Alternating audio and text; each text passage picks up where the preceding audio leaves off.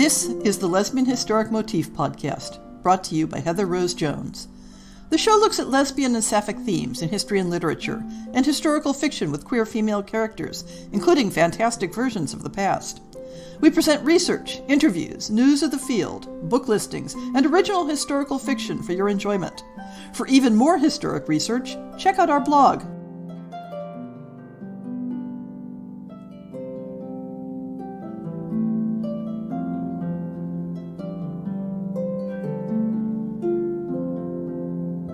Welcome to On the Shelf for April 2021. How's everyone doing? I'm finally back working on my next Alpenia novel and feeling like most of my work routines are back in the groove. Spring is going sproing and my demographic group is finally eligible for the COVID vaccine. My garden is straining at the leash waiting for the contractor to finish getting the new irrigation system set up, and I'm looking forward to the day when I can invite all my local friends over for a garden party again. But in the meantime, I'm inviting all of you to a party celebrating some big milestones for the Lesbian Historic Motif Project. We're celebrating 7 years of the history blog. 7 years and over 300 publications. Who would have thought? But more importantly, we're celebrating 200 podcast episodes. 200 episodes in almost 5 years. I don't know about you, but I think that's pretty amazing. I wanted to do something to mark the occasion, and after talking to folks about various options, I decided the best choice was an all-day open house on our Discord server. You did know we have a Discord server, right? You don't even have to be a Patreon supporter or anything to join. All you have to do is ask for an invitation. The Discord has been gradually accumulating members during our soft launch period. Well, okay, that's a fancy way of saying I've been busy with other things and haven't promoted it as much as I should. But the podcast anniversary party seemed like a good excuse to ratchet up the promo. So on Saturday, May 8th, the week after episode 200 comes out, plan to drop by, chat about lesbian history, about books, about whatever else strikes your fancy. There will be both text and audio-video channels available, and I just might be doing some surprise giveaways. Put it on your calendar and ask for an invite link if you aren't already a member. From lighthearted celebration, I'd like to turn to a somewhat more serious subject for a moment. This was inspired by a topic that came up in my social media about lesbian fiction that exoticizes or objectifies characters from non-white or non-Western cultures. Now, I'm a middle-class white American, so I'm not going to try to speak for marginalized readers. But at the same time, I'm a middle-class white American, so if this subject gets people's noses out of joint, I'm not going to be personally hurt by their reactions. And maybe that gives me a responsibility to speak up. I'd like to frame this issue as questions that we can ask ourselves, whether as readers or writers, about the books we love. I'm not going to tell anyone how to think about any particular book, but I'm going to urge you to be mindful and consider the following. Does this story treat the characters as full individual human beings? All the characters, and not only the viewpoint ones. Does this story show an understanding of the history and cultural context that the characters exist in? Does the story recognize and engage with differences in status and power between the characters? Are all the characters given equal agency within their relationships? Or, if not, are the consequences of that inequality acknowledged? Does this story assign attributes or reactions to characters that reflect cultural stereotypes? Does the story fetishize certain characters or cultural attributes? How would a reader who shares a cultural background or identity with one of the book's characters feel about how that character is portrayed? How are language or speech patterns used to represent a character's identity? Which characters get to be depicted in a neutral manner, and which are set apart in how they're depicted? How are characters described? What types of physical traits are described positively, and which ones negatively? Whose appearance is treated as the default? Who gets described in contrast to that?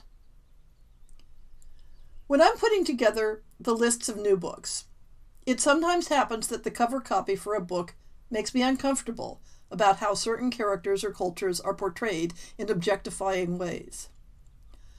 I don't want to set myself up as a gatekeeper of which books get included or not.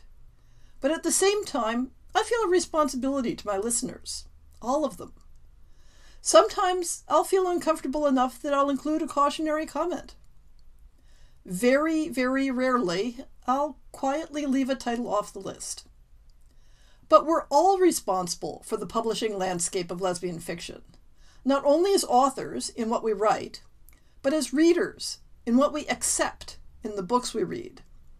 We have not always lived up to that responsibility. And the absolute minimal bottom line is that if someone stands up and says, "This book, depicting someone with my background, hurts me in the way that character is written," we have the responsibility to listen and believe and think about the consequences of that. The Lesbian Historic Motif Project blog has finally finished covering all the journal articles I downloaded back in July of 2019. I mixed a number of other books and articles in among them, but that store of material has kept me going for almost 2 years. It'll be a little while yet before I'm ready to brave social mixing enough to access the JSTOR terminals at the UC Berkeley Library again.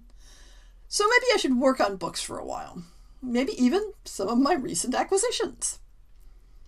In March, I covered a rather eclectic selection of topics. Catherine Binhammer's comparative study of how female same-sex sexuality and eroticized pain were treated in later 18th century England. Marilyn Diggs' exploration of relatively early depictions of female same-sex desire as psychological pathology in 19th century American sources.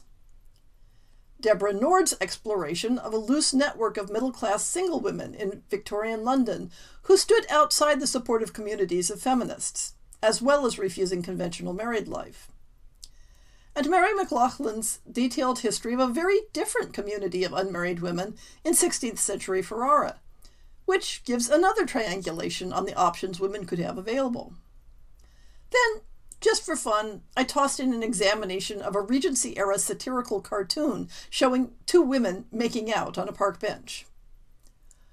For April, I've lined up several relatively recent books that examine histories of people who were assigned female but lived male lives through a transgender lens. For me, it's not possible to study lesbian history without studying it in parallel with transmasculine history, because of the shifting ways in which gender and sexuality interacted in past societies. In the literature of the later 20th century and early 21st century, there has been a tendency to default to treating these people as, quote, women in male disguise, unquote, in all cases.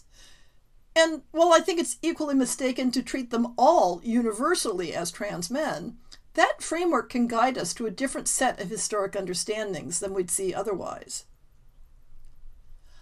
My book shopping has picked up a bit this month.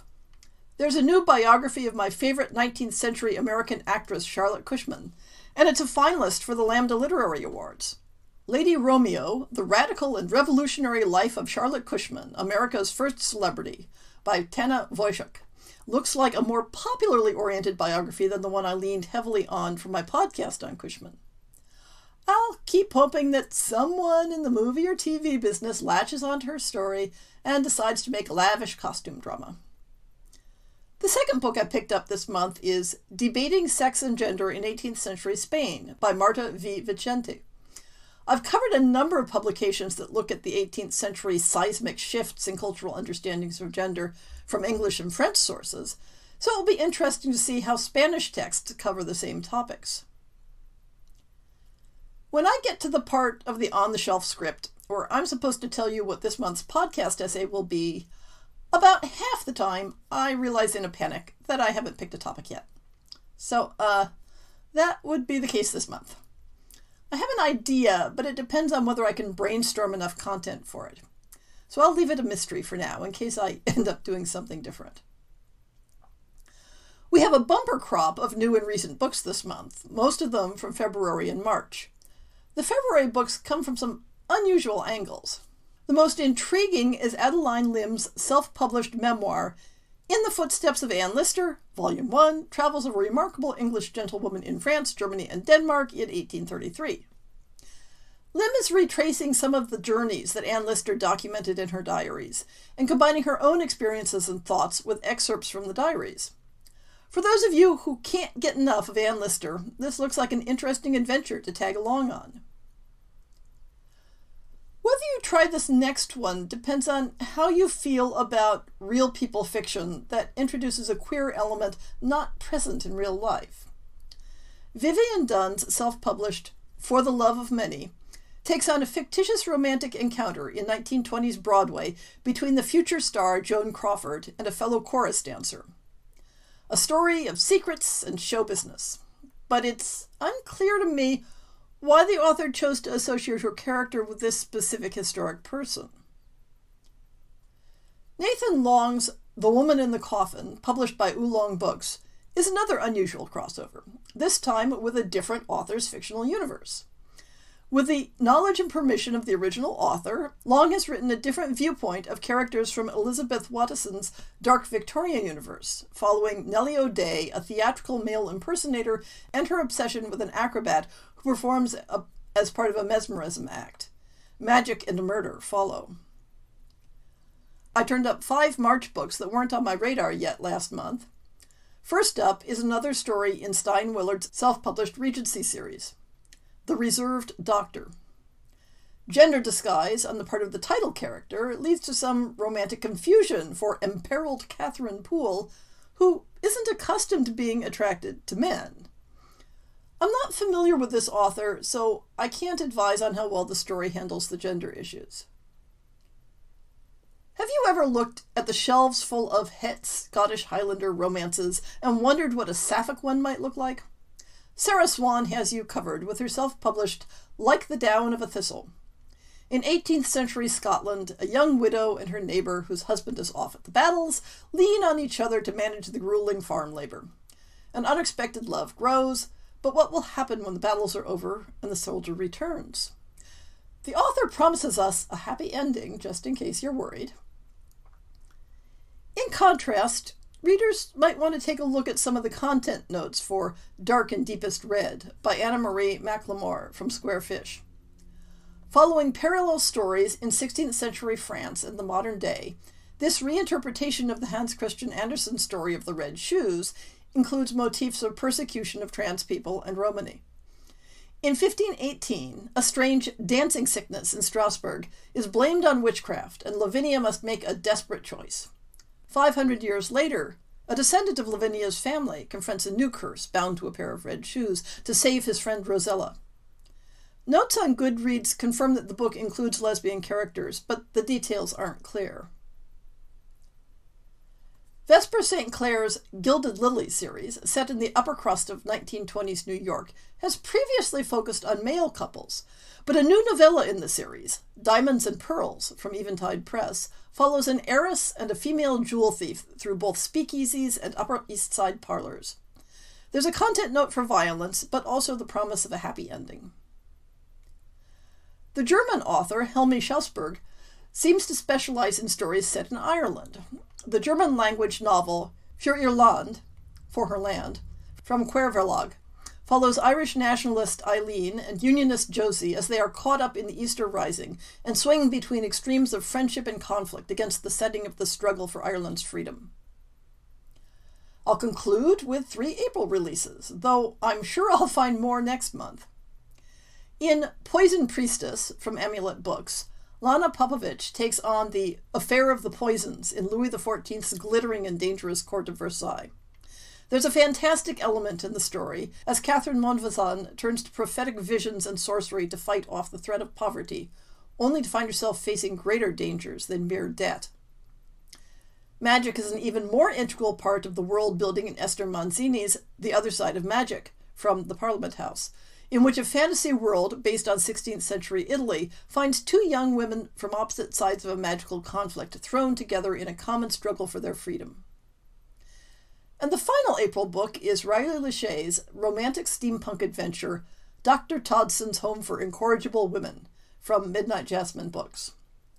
When Caroline Ajax's husband finds her inconvenient, he he thinks to disappear her into an asylum. But Dr. Aaron Todson's Home for Women is not at all what Carolyn expected. And neither is Dr. Todson, who has her own mysterious and tragic past. What am I reading? I've made a lot of progress on getting caught up with book reviews, and while it hasn't entirely evaporated my reading block, I can feel things loosening up. I did read one queer historical romance novella this past month, though the pairing involved a trans man, not a female couple. The book was Meg Mardle's The Christmas Chevalier, which is a lovely Victorian-era holiday-themed story involving masquerades, printing presses, and the delicate negotiation of meeting someone anew whom you've known all your life. It has mild peril and a happy ending with a historic grounding that feels solid and effortless. This month, our author guest is Rose Lerner. Today, the Lesbian Historic Motif Project is talking to Rose Lerner, whose story, The Wife in the Attic, has just come out as an Audible original audiobook. Welcome, Rose. Thank you so much for having me. I'm so excited to be here. Well, thank you. Why don't you start with a quick synopsis for The Wife in the Attic? I understand it's a new angle on Jane Eyre. Yeah, so it's about a governess who gets offered a job at a remote, an isolated manor by the sea. And she gets there, and the little girl's mother is sick, and she's told the little girl's mother is sick and cannot leave her room. So she's there for a while, and she's kind of vibing with her boss, and but then she kind of starts to suspect that something is not quite right in the house, and of course it ends up with her and the wife, the first Mrs. Rochester character, falling in love. So wow. A lot of people like playing around with the woman-to-woman relationships in the classic novels because there is sometimes that tension there. It was an era when same-sex emotional relationships were very much to the fore. So you have some interesting thoughts on the intersection of Gothic literature and queerness. Would you like to expand on that? Well, I hope they're interesting, certainly. But I guess historically, I think there's just a lot of queer people that have been drawn to writing Gothic novels. I think Charlotte Bronte was almost certainly queer, Byron, obviously. And so I think there's just sort of the whole idea of dark, unspeakable secrets, I think is sort of a natural fit for older stories about queerness. I think the picture of Dorian Gray would also fall in this mold, where it's because I think the whole idea of unspeakability is so central to the Gothic, of something is wrong, but I cannot, or something is, there's something going on here that cannot be talked about. And that's, of course, a trope from very early on, where the unspeakability of queer love, when it is being viewed negatively, shows up a lot, in medieval texts, for example. Really? I didn't know that. I definitely tend to think of it as something that queer people do, like in the 19th century. I think that, and even maybe the 18th century, although I'm not coming, but I think that idea of using the word unspeakable to refer as a code word, yes, is something that I see a lot, even before the whole Oscar Wilde, The Love That Dare Not Speak Its Name. If you see, if you ever see somebody say an unspeakable tenderness, it's okay, that's a gay thing, right? That they're absolutely. And you look for the code word, an unspeakable crime or an unspeakable act in medieval literature, and it pretty much is saying, same-sex activity here. That's interesting, because sometimes I think that maybe I go a little too far with assuming everything is queer coding, because if you think about it, the Victorian era, there were actually a lot of other things that were also unspeakable, right? You also couldn't talk about kink or adultery or you know what I mean? There were so many things. But when I read, for example, Tennyson's Idylls of the King, or is it Idylls of the King? I'm not actually sure. In Lancelot and Elaine, everything in that story seems very queer coded to me, because it's there's Elaine, who represents the sort of pure innocent longing for someone that can never return their love, and it feels very pining for your straight best friend kind of in this way. Then there's Lancelot, who's the confirmed bachelor, right, who everyone keeps asking him why he can't get married and he doesn't have an answer for them. And of course, in story, it's that he's sleeping with the queen, but I think it really is easy to read it as that he's gay, because it's like he keeps trying to explain, like, I don't want to get married. And everyone's like, I don't understand. Like, everyone wants to get married. So he's like, but I don't, and like, and because of course I know that Tennyson, or at least I feel very confident that Tennyson and the guy that he wrote In Memoriam about, that he was in love with him, and that, I don't know if they were boyfriends. I mean, I would kind of assume so based on the poem, but like, I don't know. But he certainly, I feel, was in love with that guy. I think he's pretty clear about it in the poem. He uses a lot of those code words, like he references Socrates and Michelangelo and Shakespeare and all of those things that were like kind of, when you see them clustering in a Victorian thing, you're like, okay, they're trying to tell me something, you know? And so because I know that about Tennyson, I trust that reading more than maybe I would otherwise, because if you think about it, it's like, okay, in the Victorian era, you also, there were people who like were having adulterous affairs and couldn't tell, you know what I mean? Because like the whole structure of marriage and sex and the family, was very different. And the ideas about divorce were different, and the ideas, but about premarital sex were different. And so it's like, there were a lot more things that were taboo and unspeakable, but at the same time. So your historical romances also focus a lot on class issues and representations of marginalized characters. Do you have a specific purpose in doing that, or do you just find those characters more interesting to write about? I mean, I guess neither. I don't necessarily agree with the framing. I mean, not that you're doing this, but like you see this sometimes where people sort of frame it as like, why did this character have to have this marginalization? Yes, it was something of a deliberately provocative framing. Yeah, you see this idea of like, why did this character need to have this marginalization? It wasn't serving any function. They could have just been white, queer, or white, straight, whatever it is, right? Christian. It's like, well, yeah, but like, what purpose would their white, straight Christianity be serving either? You know what I mean? It's like, so I think that I just want to like kind of, move away from the idea of like not having any marginalizations as the default, and then you have to justify doing anything different, With this story, I specifically just like I've been kind of wanting to write like an FF story for a while. I just had the idea of like, I was reading Castle Rackrent, or part of Castle Rackrent by Maria Edgeworth, and there's a story in there about a guy who keeps his Jewish wife locked in her room. I was just thinking, like, what if you introduced a governess into this? Like, wouldn't that be amazing? Because I love governess stories. And so, the story was a queer story. Like, that's like, what's the story otherwise, right? So, yeah. And when I wrote like my first story with a Jewish character, I mentally cast an actress, and I was looking up like what her background was. And it seemed like that. I mean, I don't know. I don't think that her background specifically is Jewish, but I was looking up like her last name and stuff, and I saw that it was like a common name among Jews that fled the Inquisition, or like Marano Jews, Anusim Jews.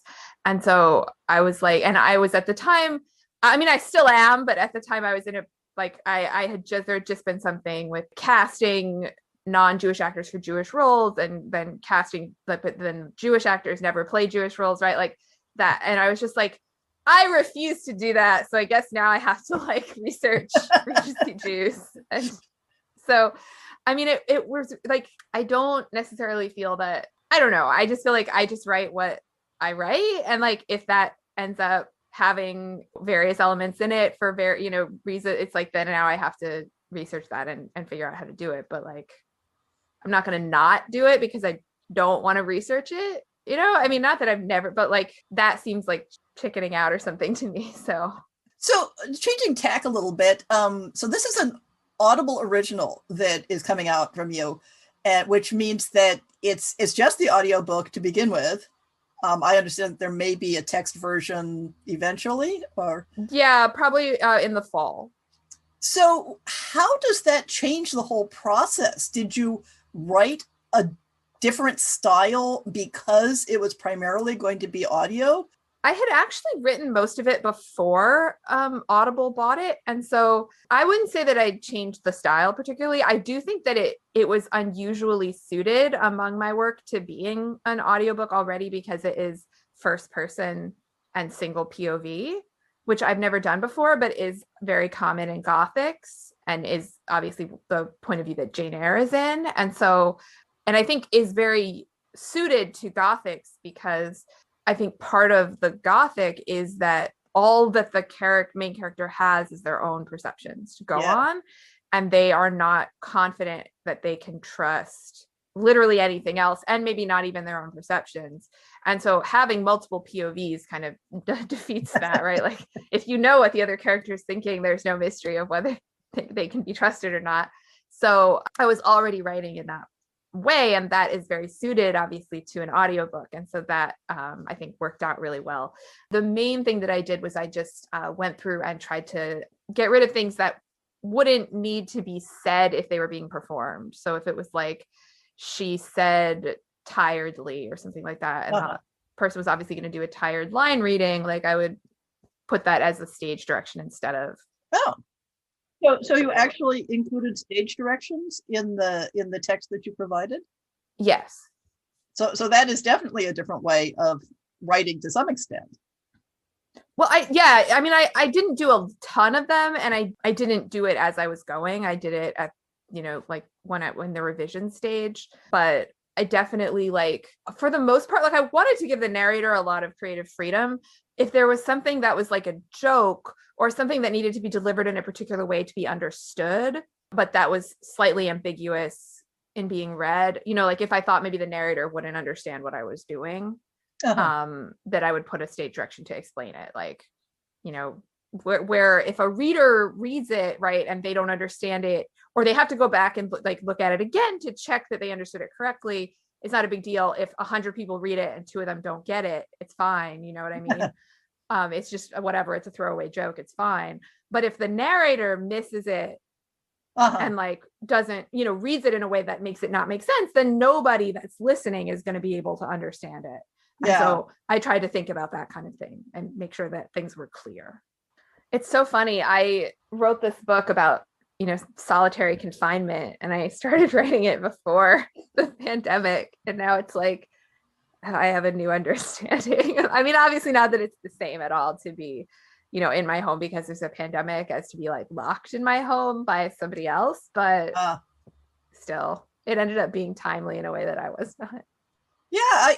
I've been thinking of not necessarily Gothic, but supernatural takes on the way we live now. There was a minor thread on Twitter the other day about, well, what if you have a haunted Zoom meeting? What if there's a ghost that can manifest as a Zoom presence?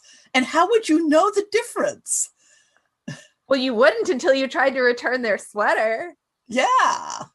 That's free for the taking if you like, but I was just thinking about, tangibility and physicality and the way we live now. I love that. Oh my gosh, you're right. You can't tell if someone's corporeal over Zoom.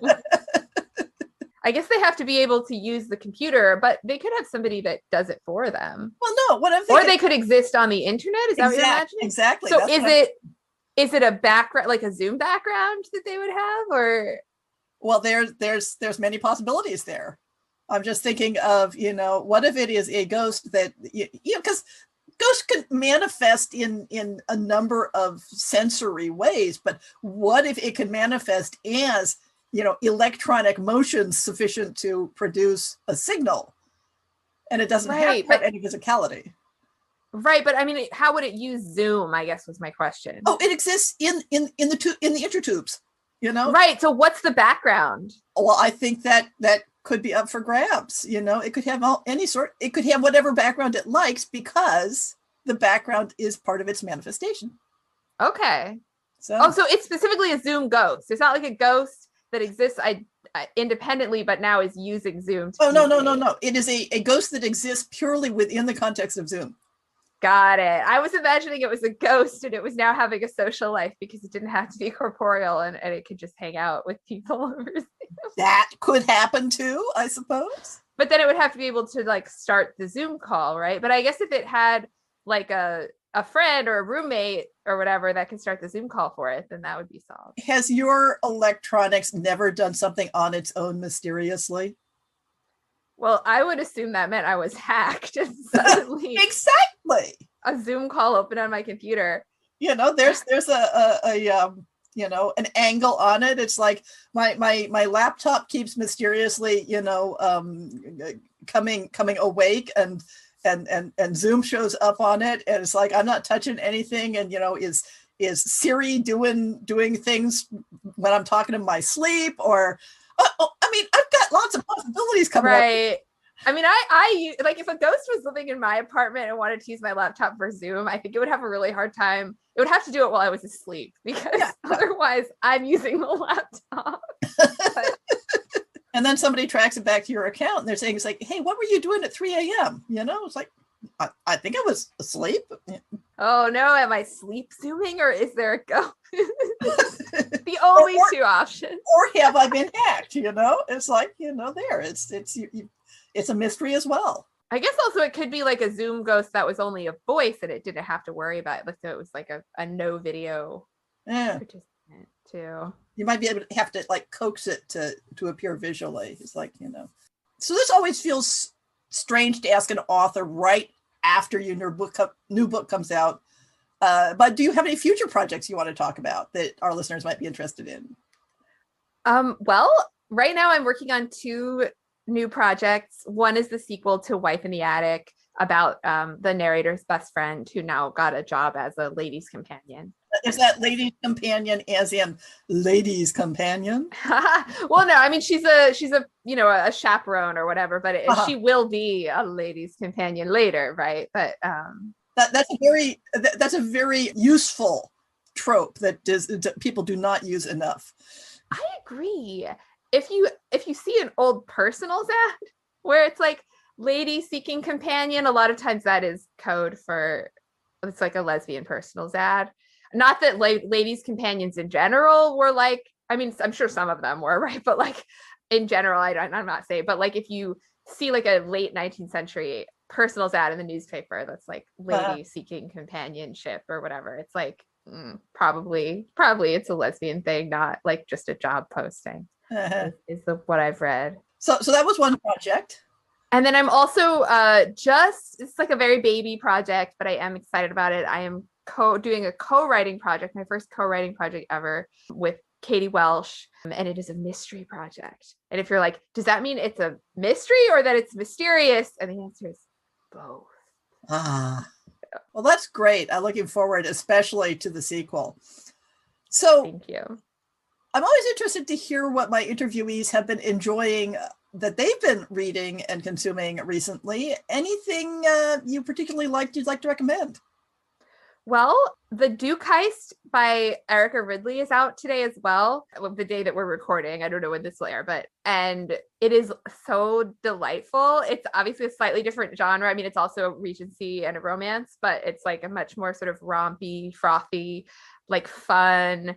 And it's sort of like, if you like Leverage, it's sort of like Leverage meets like the Bat family, in the sense of like, Batman and his adorable family of ragtag orphans, and meets like Regency rom-com like delightfulness. So highly recommend that. I don't pretend this is a recommendation because everyone's already seen it but me, but I just started watching The Mandalorian. I have mixed feeling, but I am enjoying it, and I do. Baby Yoda is very, very cute. So I too would adopt Baby Yoda. What else? I am currently reading a book about English coroners' inquests. Whoa. Or The Mysterious Project, which I am also enjoying, which is called Bodies of Evidence. If anyone wants to learn very detailed information about the history of the political discourse surrounding the coroner's inquest. If listeners wanted to follow you on social media, where should they look? So I primarily am on Twitter at Rose Lerner. That's ROSELERNER. I am also on Instagram at rose.lerner. And I'm on Facebook at Rose Lerner Romance, but I don't use those nearly as much. I also have a Patreon. If anyone wants to hear from me every week, or you want to know more about what I'm working, you want to keep updated on what I'm working on. I also share a lot of like little cute like historical tidbits and fun, weird stuff that I learned on there. And that is also Rose Lerner. And I also do have a freelance editing, book doctoring, research assistance business, which is at rosedoestheresearch.com. And then, of course, everything to do with me is on my website, which is roselerner.com. Well, I will include links to all of those in the show notes. So thank you so much for sharing your time with the Lesbian Historic Motif Project. Oh, my pleasure.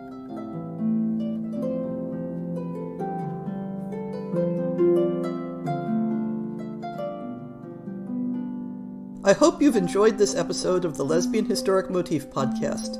See the show notes for links to people and topics. Most shows will have a transcript linked as well. If you have a book announcement, a topic suggestion, or might like to appear on the show, please drop me an email. If you enjoyed this podcast, please rate it and subscribe on your favorite podcast app, and consider supporting our Patreon.